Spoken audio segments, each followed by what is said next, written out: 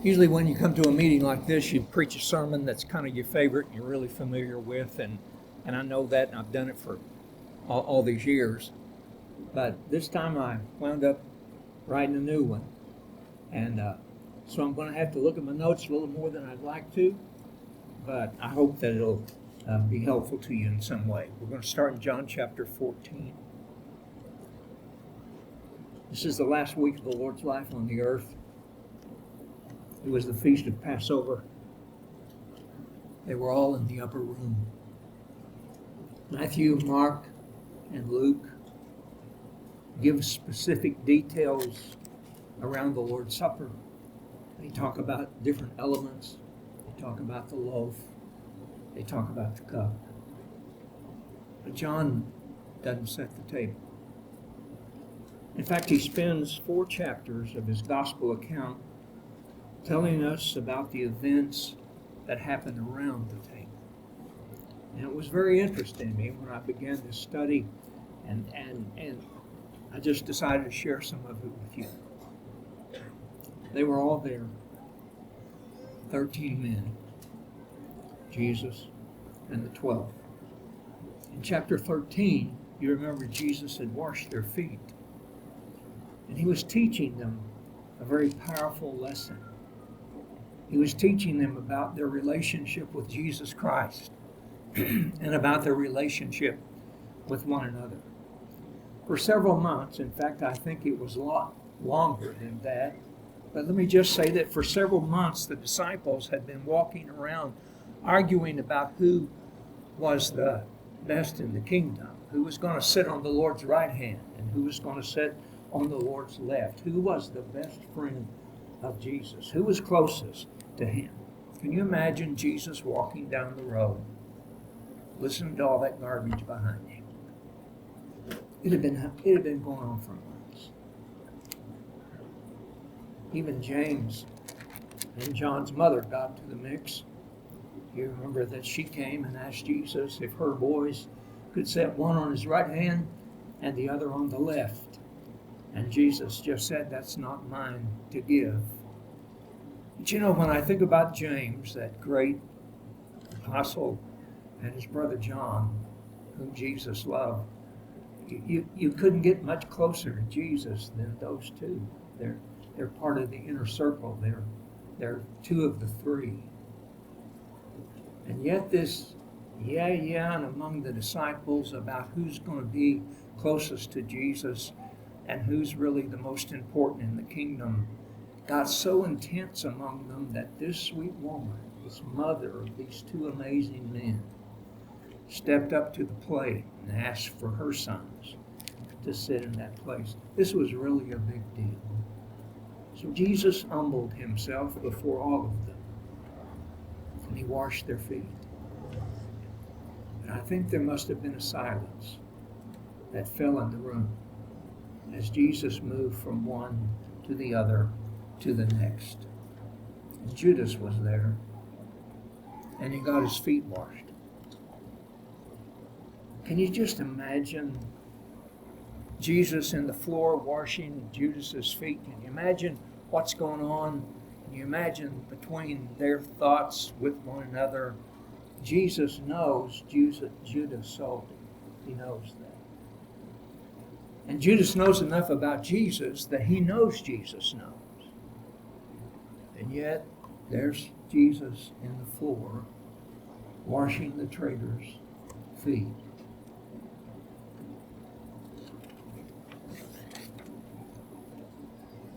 At the table,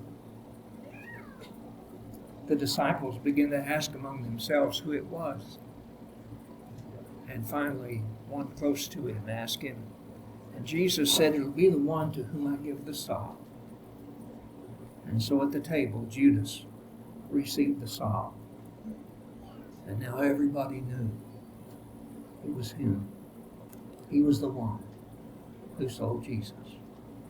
John tells us in verse 27 that after the sop, Satan entered into him. Judas left the room, and he took the devil with him. Their hearts were troubled. Can you imagine the intense feelings that were surrounding those disciples at that particular time. But Jesus said in that wonderful text in John 14, "Let not your heart be troubled. You believe in God, believe also in me. In my Father's house are many mansions. If it were not so, I would have told you. I go and prepare a place for you. And if I go and prepare a place for you, I will come again and receive you unto myself, that where I am, there you may be also. Whether I go, you know, and the way you know." Thomas saith unto him, "Lord, we know not whither thou goest, and how can we know the way?" And Jesus said unto him, "I am the way, the truth, and the life, and no man comes to the Father." Jesus said there's a way, and I'm it. There's a truth, and I have it. There's a life, and I give it. Years ago, when I was a young preacher, I started to write on this particular subject, and I thought, this is really such an elementary text. I'm the way, the truth, and the life, and no man comes to the Father but by me. I didn't write it years ago, but it brought me back to the table again when I sit there writing this one. This is not elementary. This is a statement about reality. Jesus said, "I am the way. I'm the way home. I'm the way home." Can you imagine what it would be like walking with Jesus? Can you imagine what it would be like to be one of the 12 who was following close to Jesus, and he would see someone sick and he would heal them? Or they would come to a place and he would teach thousands of people, and they were hungry. And so with a few loaves and fishes, Jesus would do one of those things that only Jesus could do. Can you imagine what it would have been like to be a disciple of Jesus and walk close to him down those roads? It was a hard road, brethren. It was a difficult path. These roads in Galilee were dirty, and they were long. These men walked in their sandals, in their worn-out sandals. The clothes that they wore clung to their sweating bodies, and they walked all day.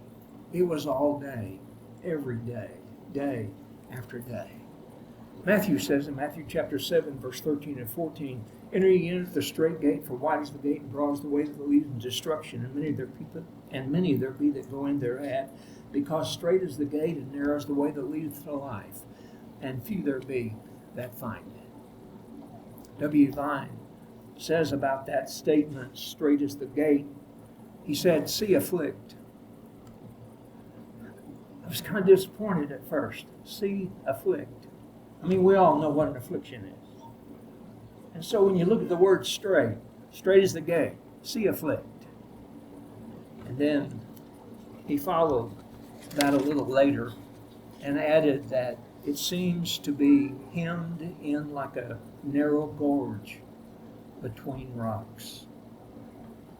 What I'm trying to say to you is that following Jesus is hard. You may think it's not hard. Then why aren't we keeping our people? Why are we losing so many? Why are we so filled with failure in the work that we do in our communities? Why are our churches growing? Rather, in reality, following Jesus is hard. There are a lot of distractions. There are a lot of issues. There are a lot of problems, and we don't have time and don't even want to talk about that. But when you begin to look at this text and you see what's happening with the disciples, do you think maybe that had a part in their failures? When the disciples, when the 12 that are following Jesus down the road, from the 12 that hear the wonderful sermons that only Jesus could preach, could see the amazing miracles that only Jesus could perform, when those guys are belly aching among themselves, brethren, can you not see how those who are watching from the outside would get discouraged? How they might be disappointed? How they might look at us and kind of think, that's really not what I want. Following Jesus down the road is not difficult. I mean, it's just a step at a time. And we grow and we develop and we get better at it. But then sometimes we have issues among ourselves. Sometimes we don't grow, or sometimes we're not a growing church because we're a congregation that has problems. We have issues because Jesus had told these disciples that his desire is that they love one another. And by this shall all men know that you are my disciples. Jesus said, my desire is that people would know that you're my disciples, not by the sign in front of the churchyard, not by the Jesus shirt that you wear down to school. No. Jesus said, what I want you to be known for is your love one for another. And look at us, brethren. I mean, we come to a great meeting like this and we see a bunch of special friends, but sometimes in our own congregation we have things that happen that really are a difficulty for us. They're discouraging and they're difficult. I didn't see this when I first started trying to write this sermon until I decided I needed to go into third person. You know, if I'm in first person and I'm following Jesus down the road, I'm thinking, wow, this is incredible. Who could do this?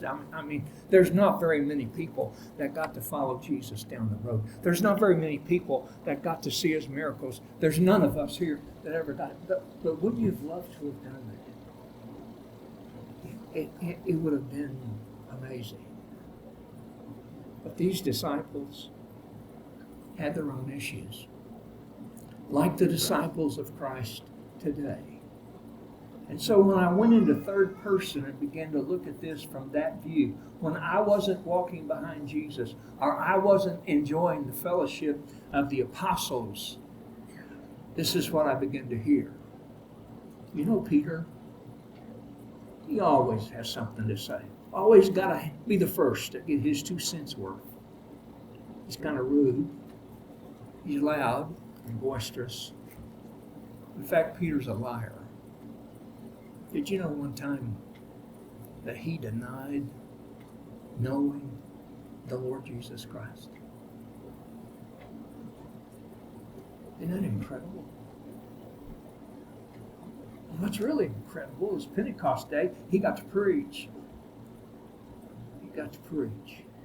But I wonder how many people might have been discouraged by those kind of things in the lives of the disciples. Judas was a thief.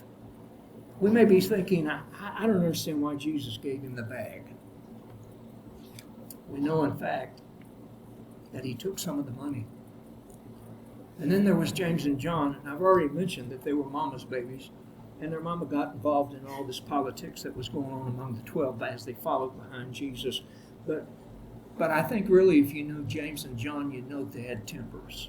And I say that because the disciples went to a Samaritan village one time, and that village didn't receive Jesus very well.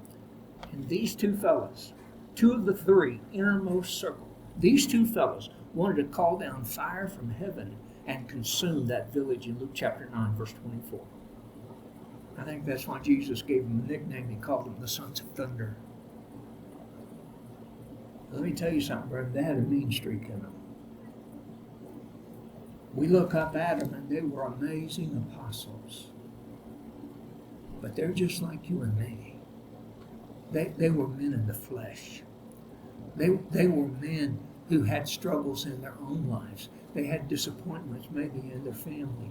They had times when they were unable to find work or unable to catch fish. We're talking about people who wound up in a wonderful, successful story of the conquering King of Kings and Lord of Lords. But there was a time that these men couldn't catch a fish, and that's what they did for a living. And when you can't make a living, and when you can't get along, when you decide I don't want to get along, that not only is a great detriment to you, but it's a great detriment to your congregation. It's a great detriment to the brotherhood. We exist today in spite of ourselves. And then there's Bartholomew. We don't know anything about him, do we? Sometimes, brethren, it's hard because of the brethren. Sometimes we get disappointed. Sometimes we get hurt. We need to recognize that we also are those brethren. So what do we do? What's the answer to the reality that we exist in today? I think we just have to do our best. Like Jerry said, we just got to show up. Like the brother led the song a while ago about the struggles that we have. We need to stay faithful. Stay faithful. Jesus said, and unto the angel of the church of Smyrna write, these things saith the first and the last, which was dead and is alive. I know thy works and tribulation and poverty, but thou art rich. I know the blasphemy of them which say they are Jews and are not, but are the synagogue of Satan. Fear none of those things which thou shalt suffer. Behold, the devil shall cast some of you into prison, and ye shall be tried, and ye shall have tribulation 10 days. Be thou faithful unto death, and I will give thee the crown of life. He that hath an ear to hear, let him hear what the Spirit says to the churches. He that overcometh shall not be hurt in the second death. Brethren, if following Jesus wasn't difficult, why would he have said to his disciples, he that overcometh shall be blessed? We need to strengthen ourselves spiritually. We need to strengthen our congregations in fellowship and in relationships. And we need to work hard to serve the Lord of Lords and the King of Kings. If you want to see more sermons like the one you just watched, then click on the subscribe button below and you'll be alerted when a new video is uploaded. Also, check out our website at chapelgrovechurch.com. At the top of the page, you'll find a resources button where you can take a free online Bible study series. One series is Are You Saved? It's a completely video series conducted by myself, Aaron Batty.